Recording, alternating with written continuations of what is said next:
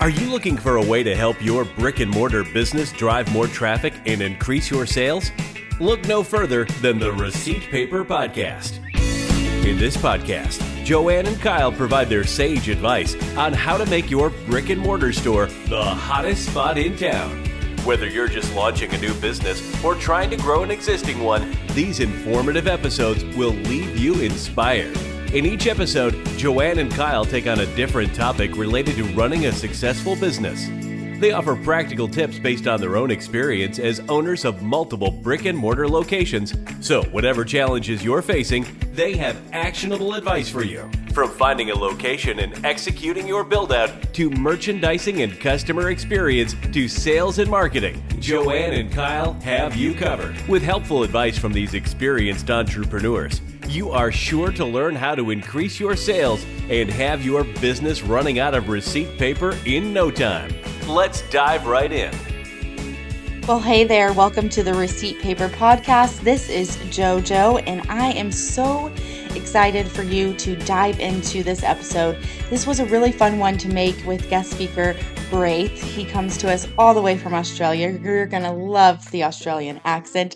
But Braith has an incredible background of not only in the corporate space, but also in the brick and mortar retail space.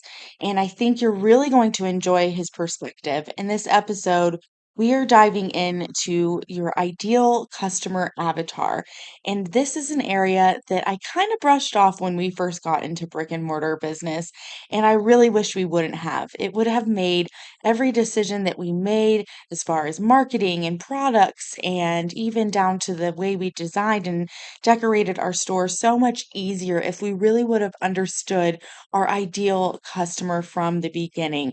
So I can tell you it is so worth it to take the time to dive into who your ideal customer is. And that's exactly what we're going to dive into this episode. Braith shares with us some of his strategies of finding your ideal customer and why it is so important. So I hope you enjoy this one. It was really fun.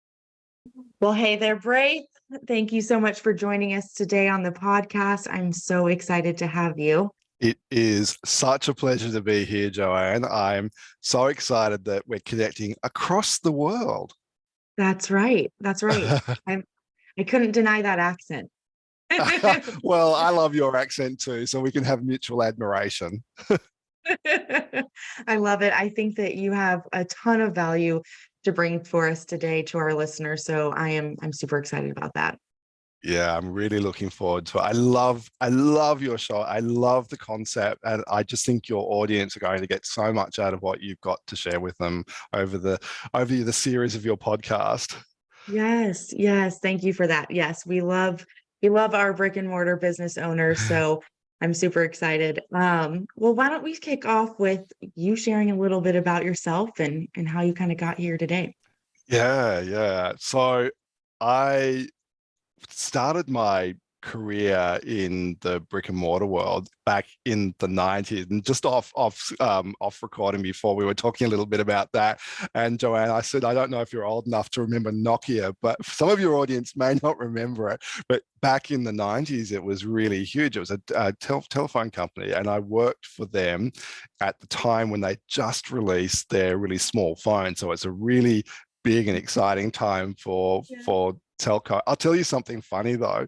When we released those little 3 series phones, we were all saying, oh, in the future, people will all have it, it'll be a little tiny thing, it'll be imprinted, or it'll be on your, well, it is on your watch these days, but no one will carry big phones anymore. And look where we are, we're all back to carrying big phones. It's so true. I know, right? I know, right? But the phone did change a little bit from the 90s. So my first role with Nokia was to deliver their shop-in-shop program, which was their way of owning some retail space within the telco dealerships, so the mobile phone dealerships. And they really wanted their brand to have exposure, and so they wanted to take some real estate in those stores. And it was in the 90s that shop in shop was a big thing at the time, and so Nokia was really exciting, and I got to go all around Australia and do these shop in shop programs and help deliver the retail experience. So it wasn't just the fit out, it was the way the team dealt with the customer and the way they showed them. So there's this whole process, and So much I to it. loved it. Yeah, well, my background at university was organizational psychology, so I know, right? So I loved the way that consumer behavior was so predictable and so manageable. And in the retail environment, you could really understand the way the customer was moving around the store and the Right. best way to engage, right? So I'm sure you're Yes. across all of that. So then I moved to another telephone company, Australia's biggest telco company called Telstra, and I helped them with their retail non-branded stores. And then I moved to 3 Mobile, and I was there for a while, and there was only so many phones you can sell in a life. So I moved to something completely different. I moved to a mattress manufacturer who was opening retail stores, and they wanted to open a lot of retail stores in Melbourne. And I'd obviously done that through telco, and I thought, wow, look, betting is really great because it's purposeful, because who doesn't need a good night's sleep, right? It's true. We have actually been talking about how we need a new mattress. So, Oh, I know. And look, it really impacts the quality of your life, the quality of your sleep, and a bad right? mattress. Yeah, I know. And a bad mattress sucks. Like, I'm not in that industry anymore, so I'm not spruiking mattresses, but I can tell you from the industry experience that I had that it's really important to get that sleeping thing right. Anyway, so we opened 26 stores across Melbourne. And I ended up buying one of those stores as the franchisee as well. And through that, I was networking, and I ended up going to this thing called BNI. And some of your listeners may know BNI, but for those of them that don't, it's the world's largest professional networking organization. That was started in America. It's got 300 and something thousand members around the world. And it was amazing. I've always been somebody that likes to help other people. So BNI is all about givers gain. And I loved it. I loved it so much. And then when I sold the mattress store, and I resigned as that national sales and marketing manager, and I thought I was going to have a 3-month break, but as the universe is apt to do, it provided me with the opportunity to help the owner run it in Melbourne, and I ended up buying it off her. And so now I'm the franchisee for BNI in Melbourne Central. And I get to help people every day grow their businesses. So it's such a cool job. That's a very long answer to a very short question, Joanne. Oh, that's incredible. I love that experience, and I see how each one build upon the other, and it makes sense as to why you're so good at what you do today. So that's incredible. That's awesome. So our audience is brick and mortar business owners, and I know that you have so much valuable insight as to how people market, and I think that that's something so many brick and mortar business owners really struggle with. You're throwing money at anything, just trying people in your local community. So where would you say, what would you recommend? So I will tell you this, even though I have a master's in marketing and I'm very competent as a marketer, I still made buckets of mistakes when I owned my store. And I can tell you, I wasted a lot of money. And when I was national sales and marketing manager, I knew I wasted a lot of money because, I made a lot of mistakes because I wasn't intentional. Right. And it was when I got very clear on who I wanted to do business with and why, that I really started to sharpen my tools in the marketing department and really start talking directly to a very specific audience. And what I learned, and I learned this through BNI and I've learned this through life, is the more specific you are with your marketing and your efforts, the more business you're going to get. Now, it is counterintuitive to a lot of people. They go, oh, but I want to sell my widgets to everyone. Well, you can sell your widgets to everyone, but you can't, unless you have the marketing budget of Coca-Cola or Amazon, you don't have the budget to talk to them all, right? Does it make sense? Absolutely. Yes. I've so been there, like trying to, do a marketing campaign and let's just hit everyone. And it's just not No one has the budget for that. No one has the budget for that. And, in today's world, there's just so many options. There are old school ways, and I know that letterbox in Australia, letterbox drops still happen and work, and leaflet drops are really impactful. But if you're going to do that, you need to make sure you are really getting your collateral created so that it talks to the audience you want to speak to. Because if you've got a letterbox drop and it's not catching the attention of your desired customer pretty much straight away, it's going in that, well, hopefully the recycle basket, but I was going to say in the bin, but hopefully in the recycle bin. But so you really need to make sure that your branding, your colors, your imagery, your font, your language, it's all your brand voice. So everyone talks about brand identity, but the brand voice takes that one step further, where it's everything that you use to communicate. So it's the language that you use, it's the tonality. And at the moment, everyone's doing AI, and I love AI. I love it, right? I love it. But here's the thing: if you don't tell it who you're talking to, it'll make it up, right? Yeah. So if you want to create some marketing collateral and you say, write me a flyer for my my next sale, and this is what we're selling, it'll do a great job. But it doesn't know who your target market is, and it doesn't know the tone. So I would say, if you're using AI to create any collateral, tell it, my target market is X, the tone I want to communicate in is Y, and it needs to know that, and the outcome I want to get is this. So if you don't tell AI who to talk to, it will just make it up. And it's clever. If you're using ChatGPT, over time, it will start to understand your tonality, and it will start to understand your audience, but you've got to keep telling it. So yeah. So letterbox drops are really a really cool way of still doing stuff. Local newspaper can be great, local radio can be great, and all of those things still require you to understand who you're talking to. Because you can, if you're on a radio, for example, and you're screaming down the radio at someone, that's going to attract a certain customer. And is that the customer you want? Right. Do they have the budget to spend in your store? Yes. And look, even if you're high end or low end, there's a customer for every end of the market. You just got to match your brand voice to that market. Right.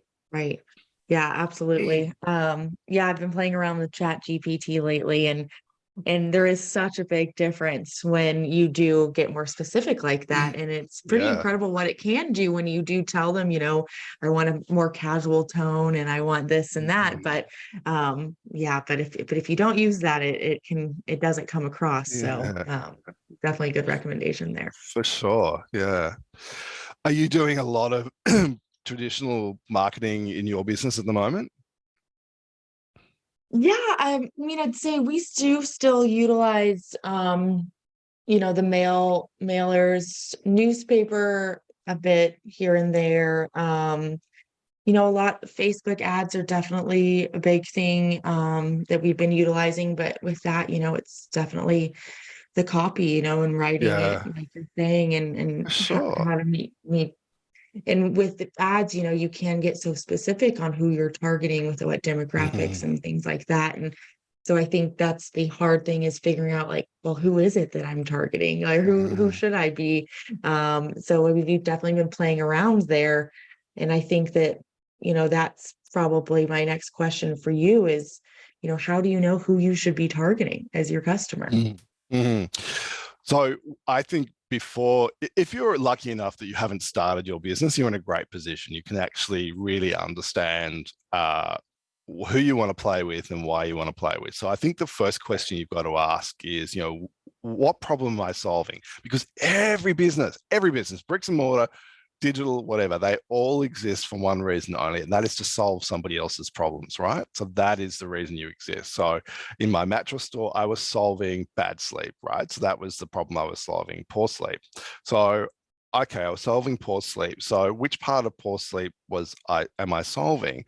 So I got very clear that I wanted to work with chiropractors, physios, and allied health professionals in my local area who dealt specifically with people who were coming back from significant injury or surgery and were finding it difficult to have a great night's sleep, but were afraid to spend the money on a high-end mattress because they had, there was fear of spending that money. And so what I did was I was able to give a 100-night money-back guarantee in my store because I said that my team would spend as much time with your patient. So I'm talking to the chiropractors and the physios here. I'd say we'd spend as much time with your patient as they need to make that decision. So they knew with absolute confidence that we would invest the time in them. And some of these people would take half a day in a store, and that's great. But we would spend the time with them, and we would invest in them, and we gave them, over the 5 years I had that store, I think we gave back 2 mattresses. I think that's right. So 2. So and we're talking about thousands of them, because if you know who you're talking to, you know the audience you want, you know the problems that they are facing, and you know the things that the objections that they need to have overcome before they make a buying decision, and you can put in place all the things that address those objections before they happen, you've already cleared the pathway to your front door. Right. So if you've really set it up, there will always be objections because that's the human condition. That's what we do. But if you've got all the things, all the ducks in a row, and you get people to your retail store because they're confident that you can solve their problem, that's the point at which you really have to take that next step of delivering on your brand promise. And my brand promise is that my store, I would work with those people. But so we had a really high end retail price. We had great margins. So we could afford that. But conversely, if you're in a store, if you could be in a mattress store where you're selling $99 foam mattresses and you could still make as much money as we were selling $10,000 mattresses, you'd have a lot more volume, but your marketing message would be completely different. And the way you would attract customers in, obviously that's a volume game. So you really need to have a volume mindset. And so where you're communicating your brand proposition is to a value-based audience. So obviously you would be using media that those people are attracted to and that they're using, and you have to use the same. Like you would probably it would be upbeat to be get in, get fast, get your $99 mattress. You wouldn't do that to a $10,000 mattress because that person's going to go, hang on, that's not, I don't want to be in and out fast. I want you to love me and look after me, right? So you can see just in my mattress experience that it's really easy to sell essentially the same product at the end of the spectrum.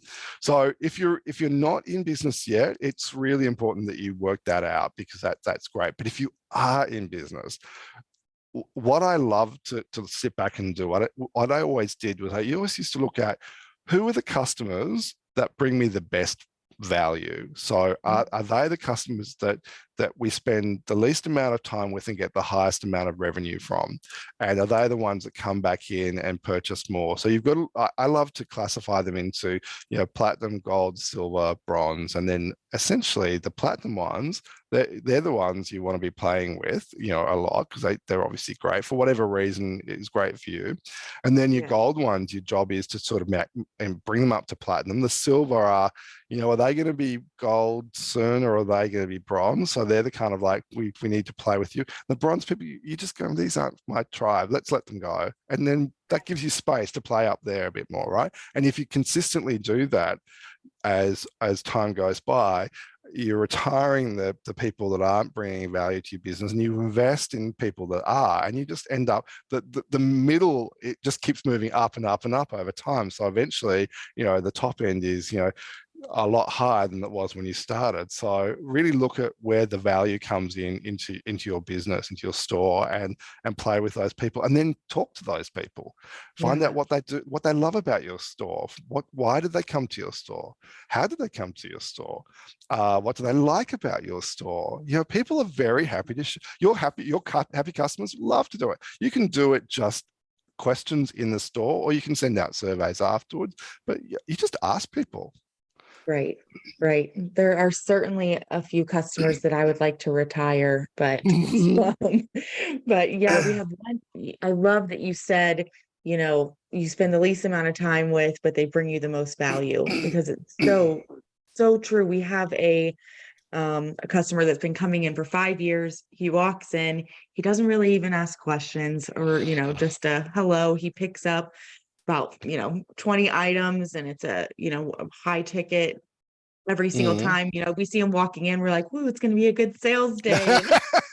And I'm like, man, could we get 50 more of this guy? And so I think that that's exactly, how do we look at those customers and go Yeah, find them where else they are. So yes, absolutely. yeah, It's the easiest way to get more of those people to understand what problem are you solving for them, what do they like about you, yes, and yes, how you can replicate that experience, because they're out there. I mean, yes, there's abundance in the world. yeah, absolutely. Yes, I love that. And then I think once you kind of figure out your customer, who you want to target with, or I guess who you want to target to, then how do you transition? Like you were mentioning your brand voice earlier, like how do Yeah. you find that or incorporate that? Do you have any recommendations there? Yeah. So look, I think this is something that you actually need to spend some time on. I think Mm, when we're business owners running a retail store that has opening hours that you literally need to be there for, and some of your audience, I'm sure, are sole traders, and they're pretty much running their business by themselves.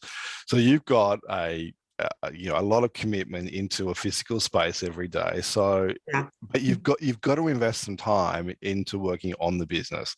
So that Mhm. can be one of two ways. You can either carve out some time during the retail hours. So very few retail stores have customers coming in, 24/7. Right. It's unless you're the local quickie mart or whatever you call it in America, and so you need to invest some time into looking at your brand and where you're going, what it is that you want to do, and who you want to do it with. So that takes some time. So if you don't have time in your retail hours, you're going to have to carve some time up outside. And I know it can be after the end of the day, especially if it's been busy, it can be difficult. So after is not great, do it earlier. But Right. just half an hour consistently, every week, every day, whatever your time schedule allows, to really sit down and say, who are we talking to? Who is our audience? What is the messaging that we want to get out to them? If we don't spend time looking at our business and we're just busy doing our business, Yeah. if you want something different in life, you've got to do something different. So I totally get, in a bricks and mortar store, it can be difficult to carve out that time, and especially Yeah. because it's unpredictable. People can come in and you're midway Yes. through thought. So depending on like in a mattress store, for example, you could have hours between customers because they're big ticket items. It's not Yes. happening. But in a health and wellness store, maybe you've got less time because you've got customers coming in for appointments all the time. So you've just got to work out how you can carve that time out. But you must carve that time out, because without investing in yourself, you're just going to get the same result over and over again. And so your brand voice needs to be really clearly fleshed out. So this is more than just your logo and the colors and the templates, but this is what language do we use to speak to our customers? Right. Where are our customers playing? When I say that, it's what do they read? What do they listen to? It's your Yeah. avatar. So you need to understand your avatar and Right. really understand a lot of you. When you understand that avatar as if it was a person, and I even name my avatars. Oh, I I love actually that. had an avatar in my mattress store called Joanne. Actually, I didn't tell you that before. Oh, shoot. Joanne was my, but she had an E on her name. I was So gonna ask, did she have an E? no, Yes. she had an E. So Joanne was a very particular person. But when you understand, I understood Joanne really well. I knew where she lived. I knew what she did, because once you understand your avatar as a person, then it's really easy to craft your message to speak to your person, because Right. Joanne wouldn't listen to this radio station, but she would listen to that one. Joanne wouldn't pick up that newspaper, but she would pick up this one. Would Joanne open the letterbox and put stuff straight into the recycle bin, and would she go through it? So I knew what Joanne would do. And I knew that Joanne was very particular in the way she spoke, and she had very particular attributes, and she was very family. I can still talk to Joanne today as if she's real. I even had a picture of Joanne. She didn't quite look like you, but I had a picture of her in the tea room.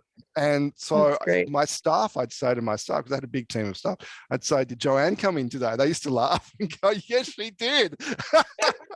That's great.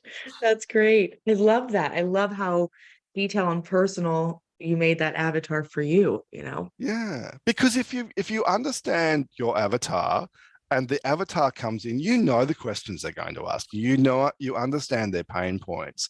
You understand all the objections that they're going to have before they make a buying decision. And if you're in a retail store where you've actually got to take people through a sales process, and most of us do, if you've written out all the objections already and the answers to the objections, and and I used to role play with my staff all the time. Joanne would come in and I'd be Joanne, and and they knew how to handle the objections, because I'm big on role play in retail, because we spend a lot of hours in the retail stores doing role play, because there was downtime. And if there's downtime, you're either cleaning the store or you're doing role play. I don't care which one, but you've got to be doing something, because that will help you. And that's why we were the number one store in the entire group, because my team were really great. Yeah. You really only get a quick minute inside a retail store to handle those objections. It's not like you can take time with an email. You got to be on the spot. So understanding how to overcome those is so valuable. Yeah. I love it. Do you do a lot of role play in your businesses? We did in the beginning, especially with our employees. Then we just hired our first employee in a long time. I think we had some employees that were with us for years, and they left to go to their other venture. So so I've been working with an employee training with him, and I've almost forgotten, what did I do with these other ones? Yes, but it is so important to take that time and walk through those scenarios and questions so you're prepared.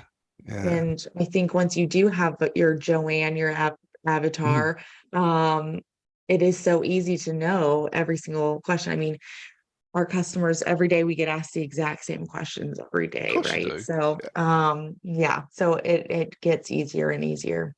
Yeah, and most retail stores are very similar. They will have the most consistent questions coming up all the time. And then when you've got the answers to that straight away, and it's natural, because when it's forced, it doesn't look good. But when it's natural, because you've practiced it and you understand it, then people respond well to that. They relate, they go, oh, okay, he gets me or she gets me. And if people feel like you get them, you've already created rapport. That's the key to it. Oh, you really get why I'm in the store. I've got this problem and you get it. That's the key to it, right?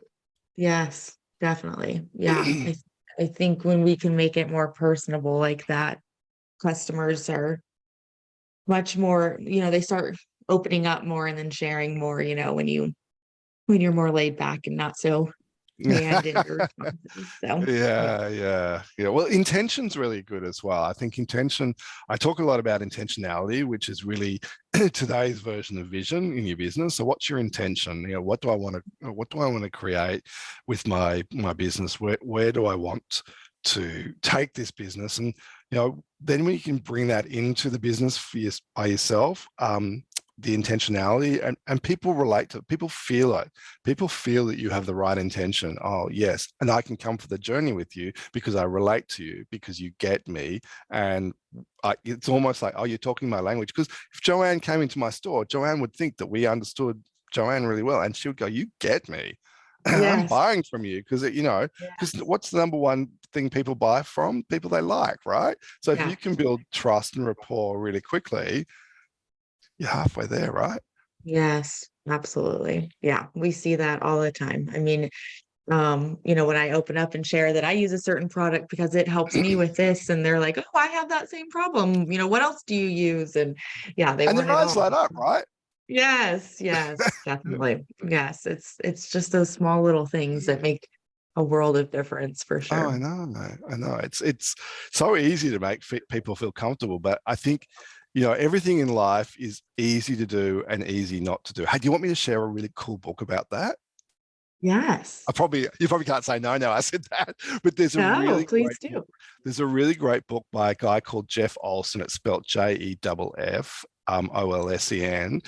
called The Slight Edge. It is, my mentor got me onto that book years ago, and it's just one of the best business books I've ever read.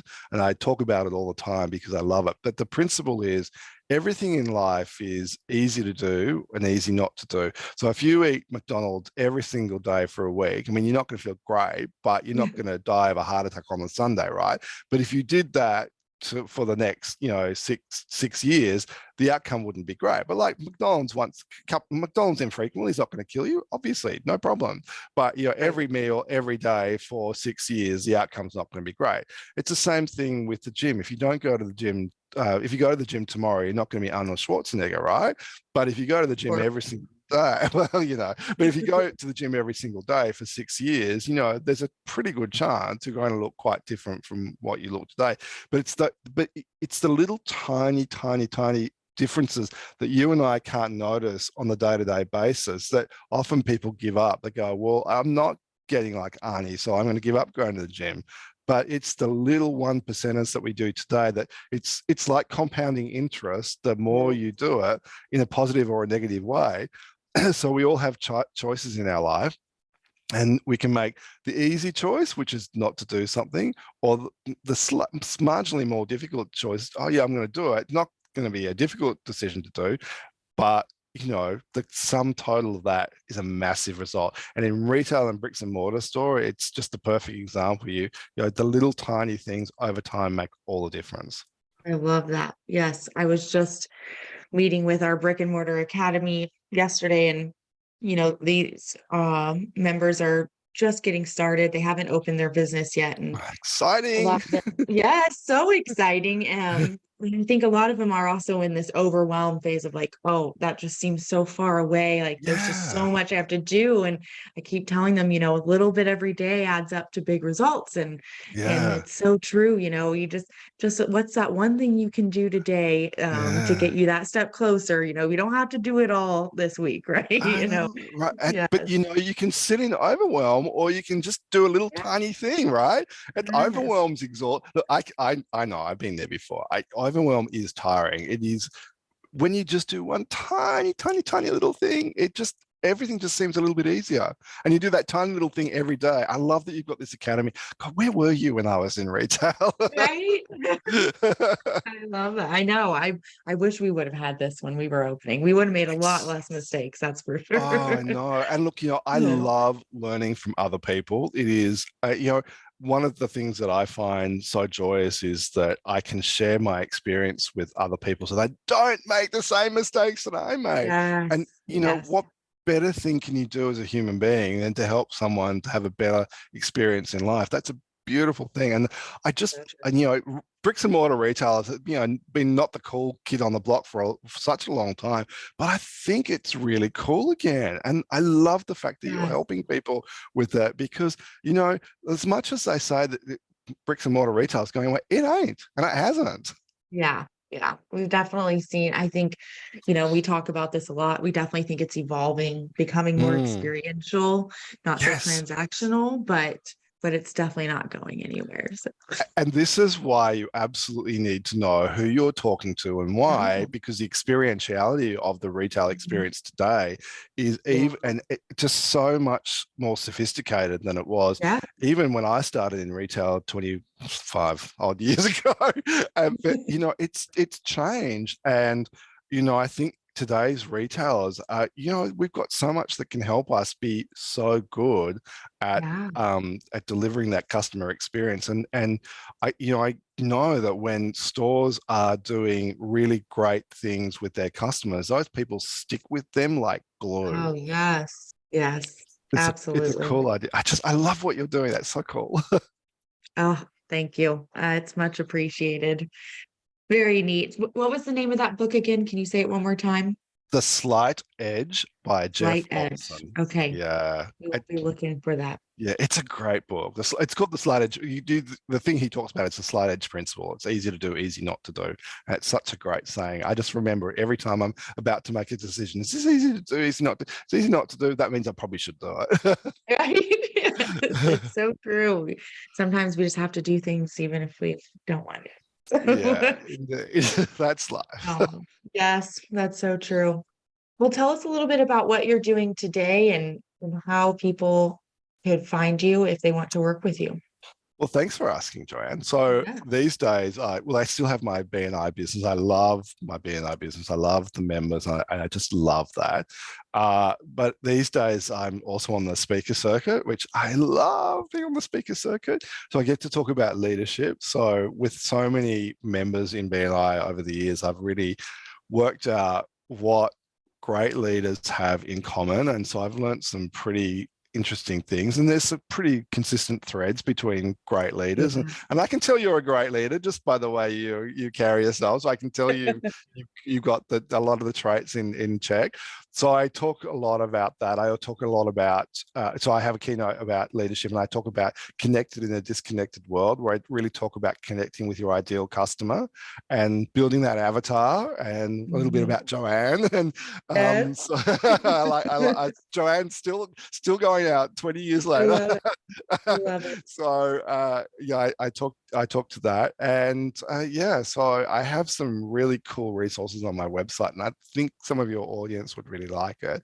So a lot of the stuff I have on there is free, and I love just sharing stuff. And one of the courses I have for free is a 3-step mini course on how to get your business referral ready today. So I reckon that your bricks and mortar people will find that really useful. It'll take them about an hour plus a bit of time to invest in the worksheets that I've got there. But you know what it'll help them to understand is exactly who they're connecting with and why. And even if referrals aren't part of their marketing strategy, and I think they should be, because in a bricks and mortar store, it's like, that's the thing.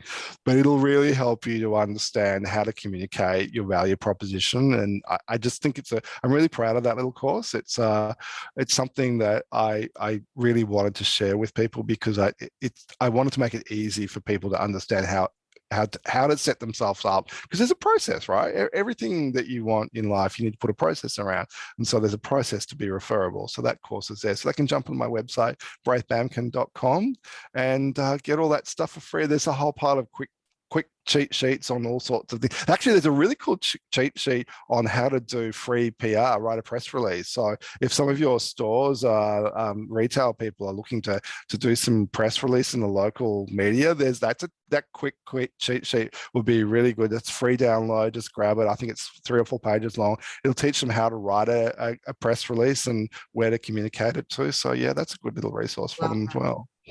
That sounds super valuable. I think every brick and mortar should be, utilizing press releases, especially if you're just starting out and just opening. You got to get the word out, right? 100%. And look, local media loves a story of local stores opening in local communities are great for local communities, and the media in your local community wants to know about that.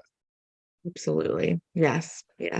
That is so great. Well, thank you for sharing these free resources and all of your insight today. It's so important and valuable. And I think it's something that it's something I didn't do in the very beginning as a brick and mortar business owner. And so it's something I definitely encourage people taking that time, like you said, just 30 minutes, a day or outside of business hours, to really dive into, who is that perfect customer? Who is it that you want to be targeting? And it really can change the trajectory of all of your marketing, even business decisions that you're making every day, when you know who your Joanne is, right? Absolutely. Know your Joanne. Yeah. That is wonderful. Well, thank you, Braith. We will put the link that you provided in the show notes for this podcast episode so everybody can find it there. Thank you very much, Joanne, with no E. Thanks for tuning in to the Receipt Paper Podcast, your go-to source of information for starting and growing a successful brick-and-mortar business. Subscribe to hear future episodes and share this content so that more people can access these valuable insights. If you're looking for more resources to help you with your brick-and-mortar business, visit masterbrickandmortar.com or follow us on Instagram at masterbrickandmortar. Thanks again for listening to the Receipt Paper Podcast. We'll see you in the next episode.